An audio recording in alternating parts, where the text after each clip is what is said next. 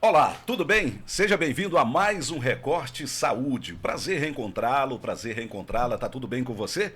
Espero que sim. E hoje a gente vai tratar de um assunto importantíssimo e trazendo um convidado super, hiper especial, né? Vamos falar com o Dr. Antônio Moreira Filho. Eu vou só aqui dar umas pinceladas. Quem é o Dr. Antônio Moreira Filho? Cirurgião bariátrico, doutor em cirurgia, professor da UFP, cirurgião clínico, presidente do capítulo Piauí Sociedade Brasileira em Cirurgia Bariátrica e Metabólica.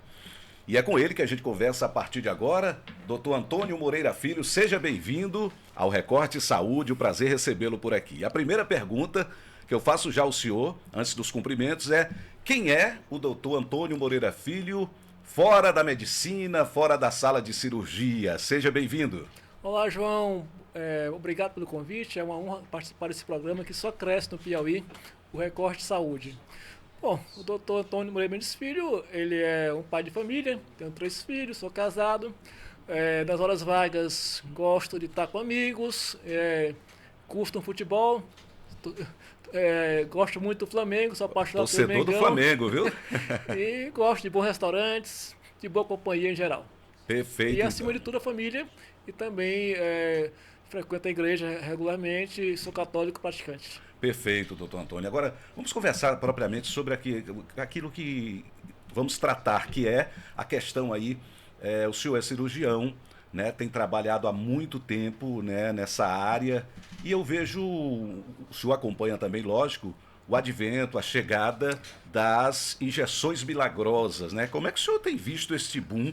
Como é que a medicina piauiense, o senhor tem acompanhado esse movimento que a gente mostra a cada dia um crescimento inacreditável? É muito oportuna a pergunta, o questionamento, é um tema altamente, desculpa, Discutido, né? é um tema atual, Atual. não tem como fugir disso. E assim, eu acho que a obesidade, João, é um problema crônico e que tudo que vier para tratar, para somar, vem em cima da hora. É importante. E dentro dessa ótica, as injeções, as canetinhas, entre aspas, é mais uma modalidade que é muito bem-vinda para somar ao arsenal de terapias que nós temos, incluindo também cirurgia, para tratar a obesidade. Hoje, o senhor acredita que é uma necessidade ou uma modinha? Ou a questão da cirurgia bariátrica, que salvou muitas vidas, né, que mudou a vida de muita gente, não volta mais? Qual é a ideia que o senhor faz para o nosso ouvinte, o nosso telespectador entender? Então, essa é uma questão muito abordada, né? Sempre, né? Uhum. A gente é perguntado se a cirurgia bariátrica vai sumir, se as canetinhas, sempre entre aspas, vão substituir a cirurgia. Isso. E não é esse o nosso pensamento, né? Aliás, não é o pensamento de ninguém que tem uma realidade, um conhecimento real do que é o mundo do obeso, o impacto que isso traz e os números que são sempre alarmantes. Então, penso eu, e muita gente concorda comigo, que vai ter um espaço para todas as modalidades. Né? Vai ter aquele paciente que é indicado e que, no caso, a terapia injetável será a primeira linha e vai cair muito bem, mas sempre terá o paciente que ele vai estar reservado para a cirurgia bariátrica e metabólica. Eu não vejo como essa questão de a cirurgia sumir, até porque tem muitas questões envolvidas que nós vamos aqui discutir Sim, sim. sobre elas. Muitas coisas internas, né? Exatamente. Que correm à Vamos aqui- margem de tudo que está vamos aqui acontecendo. conversar e pôr maiores detalhes em relação a Perfeito. isso. Agora, essas injeções, doutor Antônio, têm surgido como algo milagroso. Mas existe algo que se esconde atrás disso, que que ninguém fala e que leva muito para o modismo? O que é aquilo? Existem mentiras a Bom, respeito desse tratamento? Inicialmente, é importante pensar que a terapia injetável, saber, né? Ela surgiu a partir dos bons resultados da cirurgia bariátrica e metabólica. Né? Foi a observação dos laboratórios dos potentes efeitos metabólicos que a cirurgia exercia que os levou a pesquisar e a sintetizar os análogos do GLP-1 e do GIP, que são, no caso, a base, né, da cirurgia injetável. Né? São medicações que aumentam a sensibilidade à insulina e que levam, entre outros efeitos, a uma gastroparesia, né? Ou seja, uma parada do esvaziamento gástrico. O paciente fica mais rápido, satisfeito, né? Fica cheio, né? Plenitude, né? Então, com isso, ele perde a fome, né?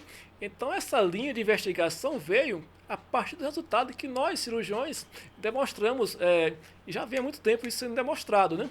Agora, é claro, é uma coisa muito importante saber que as injeções, a terapia veio para ficar, mas que tem que ser usada com responsabilidade, né? Você procurar um profissional que faça um acompanhamento adequado, que saiba todos os efeitos, né, pró e contra que essas medicações existem. Você perguntou se tinha algum efeito nocivo, foi isso? Isso, exatamente. O que se esconde atrás disso? O que é que pode acontecer? O que não contam dessas injeções, né? Existe algo dentro da medicina, dos círculos médicos, que não se fala tanto? A gente acaba sabendo sempre, né, que muita coisa é feita da maneira errada, né? A começar pela aquisição. É uma medicação que tem efeitos colaterais. E muita gente compra, não vai no consultório médico, né, pegar uma orientação de como usar.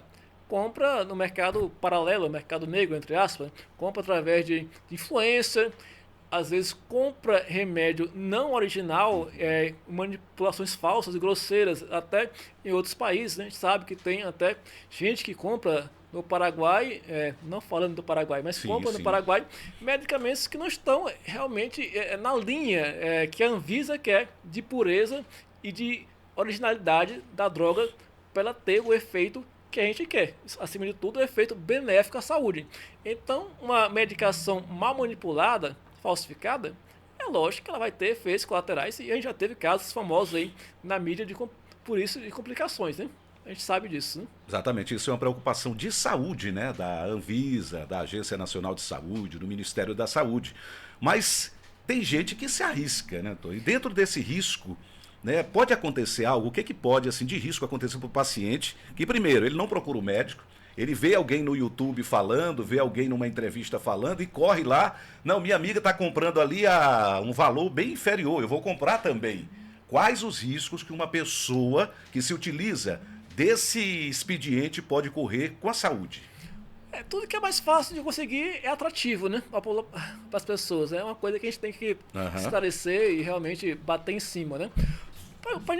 Para iniciar, é importante ressaltar que esses remédios não podem ser feitos numa droga muito alta no início. Mesmo a droga original, a tirzepatide, o nome comercial Mounjaro, sem propaganda, ele não pode ser feito em dose muito alta.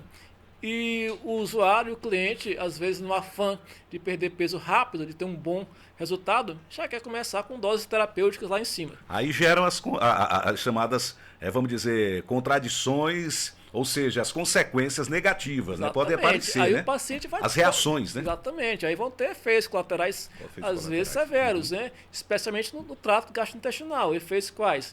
De ter náusea, vômito, às vezes importantes, causando desidratação, pode causar diarreia, cólicas e, em casos mais severos, até distúrbios hidroeletrolíticos por excesso de vômitos, né? Se o paciente não for hidratado e não repor adequadamente.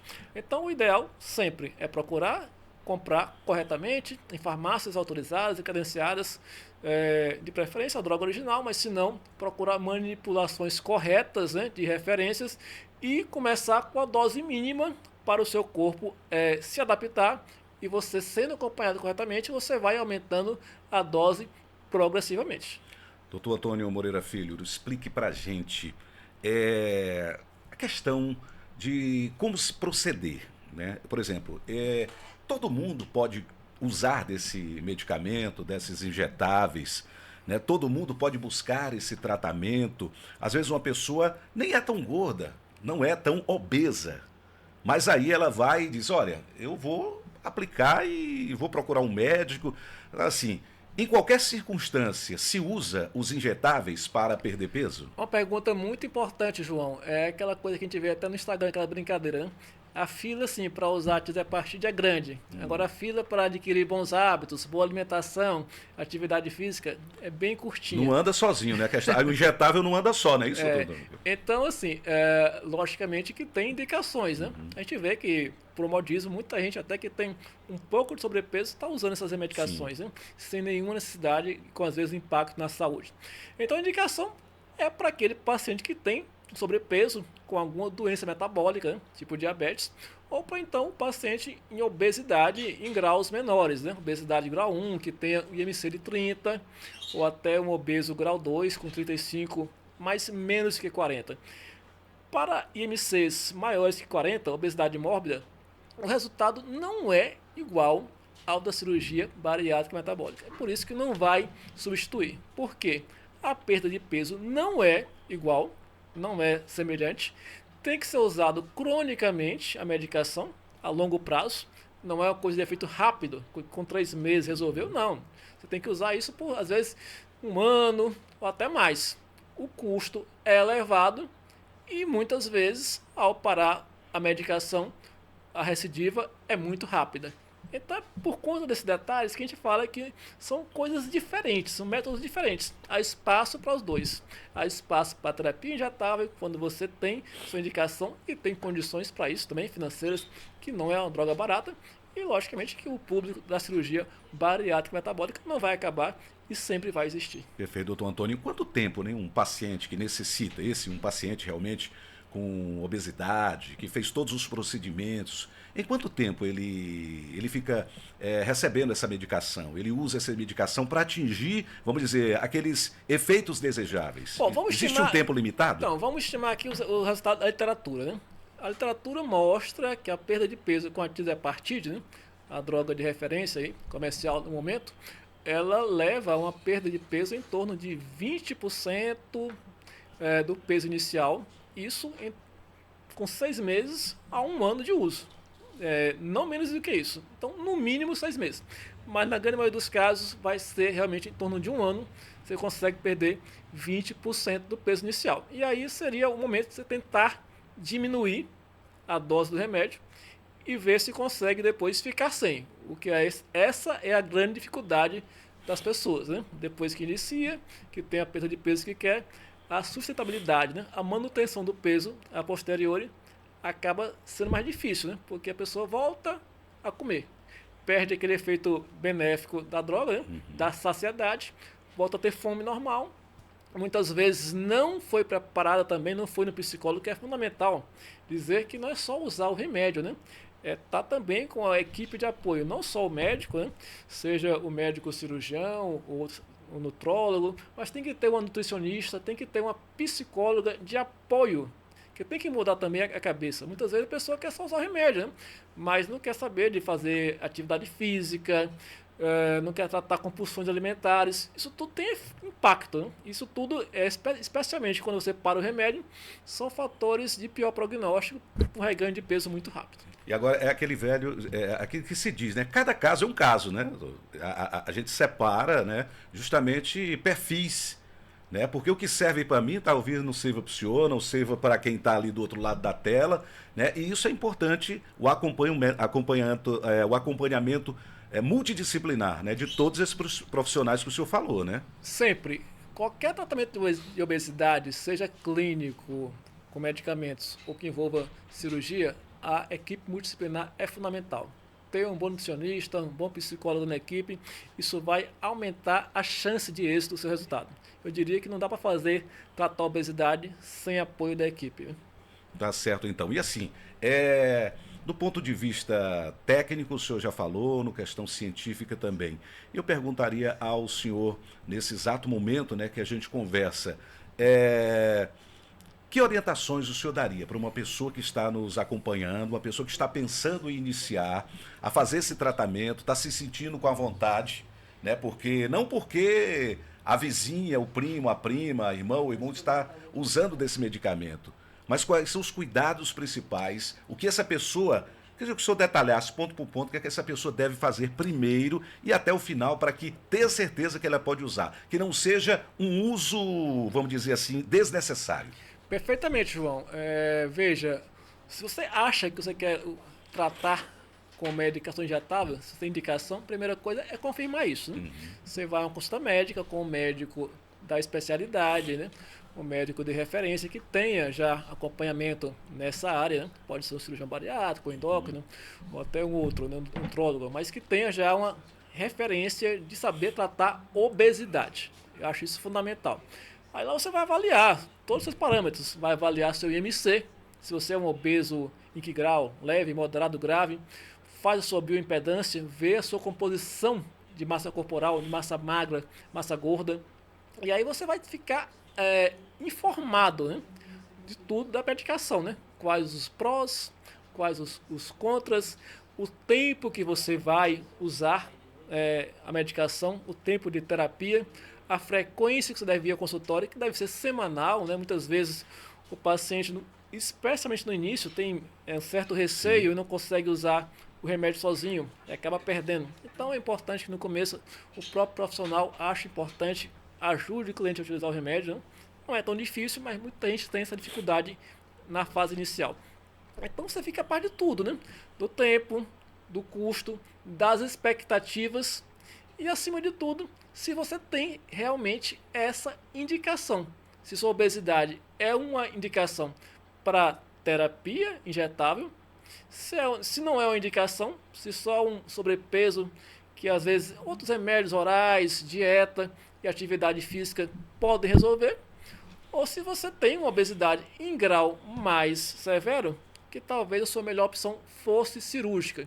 E nesse caso, a terapia injetável, é bom dizer, pode ser uma ponte para uma perda de peso inicial, levando a uma cirurgia mais fácil.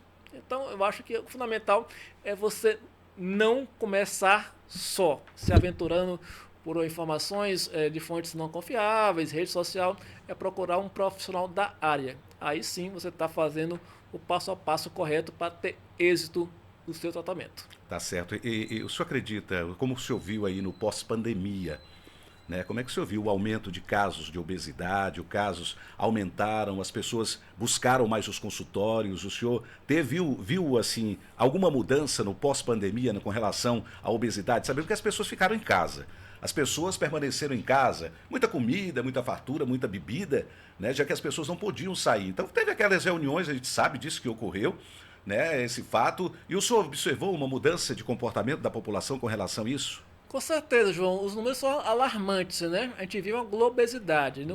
Todo o globo, né? Todos os países têm índices muito altos de obesidade e o Brasil não é diferente e o Piauí não é diferente. Em termos nacionais, os dados chegam a mais de 50% de pessoas com sobrepeso, né? Com IMC maior ou igual a 25. Quando se fala em obesidade, até no Piauí mesmo já atingiu mais de 20% de pessoas obesas. Muita gente. E sem dúvida que esse tempo, né, esse aspecto temporal da pandemia contribuiu pelos fatores que você mencionou aí muito bem anteriormente. Perfeito. Esse programa também, doutor Antônio, é feito para estudantes, para alunos, para aqueles que estão querendo ingressar na medicina, na área de saúde. A gente sempre pergunta a médicos consagrados, como o senhor, que já tem esse perfil, né? Já tem essa carreira consolidada, é um professor da Universidade Federal do Piauí, tem muitos alunos, conversa, e eu sei que tem muita gente também aqui, aluno, futuros médicos que gostam de ouvir um conselho. O que o senhor daria de conselho, de orientação para esses jovens que estão iniciando a medicina ou aqueles que querem prestar um vestibular e seguir a carreira médica? A medicina é uma carreira que exige muitos sacrifícios, né? Desde a sua entrada no vestibular. Começa pela porta do vestibular, exatamente, né, doutor? O tempo também de graduação exige muito sacrifício, né? Então, uma coisa que você faça sempre com amor, com vocação. Se você quer ser realmente um bom médico, você tem que ter esse desejo. No dia a dia, a gente sabe que tem uma expectativa, né, de uma carreira rentável, sim. Mas é bom deixar também a mensagem que não é também como em tempos passados e gloriosos. Né? Não é todo médico que sai, tem a graduação e que vai ficar rico, entre aspas. Tem que buscar residência médica hoje, principalmente. Formar uma né, boa formação. Formação, né? Especialmente para aquele que quer ter mercado na capital, tem que ter um nível de qualificação, porque a exigência do mercado é muito alta. E eu acho também que para aquele pro interior que quer servir bem a população, no mínimo uma residência, no mínimo uma Olha aí, especialização. viu? Já mudou muito, então, né? a porta de entrada facilitou, né? Hoje em dia a gente tem muitos cursos de graduação, não é mais tão restrito, né? Mas assim, em termos de qualificação, ser médico apenas graduado não basta. Eu acho que essa é a minha visão. Se eu puder dar um conselho para os meus alunos e ex-alunos, eu sempre digo, procure fazer a sua residência médica, no mínimo uma. Perfeito. Nós conversamos com o doutor Antônio Moreira Filho, foi uma aula realmente que ele trouxe aqui pra gente, a gente ficou muito feliz em recebê-lo, doutor Antônio. Muito obrigado e vamos ter certeza que muitas pessoas vão seguir as suas orientações, vão ouvir com calma, até porque foi um bate-papo tranquilo, um bate-papo bem didático, com a linguagem que o povo entende. Eu fico muito grato, muito honrado pelo convite, é uma satisfação, você sabe que eu tenho um carinho muito grande por você. Muito obrigado. Já te conheço há muito tempo, estamos sempre à disposição e esperando novos convites. Tá certo então. Muito obrigado então e a gente termina por aqui mais um Recorte Saúde, agradecendo a você pela honrosa audiência. Deixa aí o teu like, o teu comentário, precisa aí de alguma orientação? Deixa aí tua pergunta que a gente encaminha aí para o doutor Antônio. Quer saber o endereço dele? Segue as redes sociais, a gente vai botar aqui também. Se você quiser conversar diretamente com ele, a gente vai colocar a rede social dele, tudo direitinho para você entrar em contato caso tenha alguma dúvida. E você quer questionar, orientar, perguntar alguma coisa sobre o programa, o Recorte Saúde, tem aí os comentários no YouTube, tá bom? Muito obrigado, até o nosso próximo programa. A gente agradece a sua audiência. Paz e bem!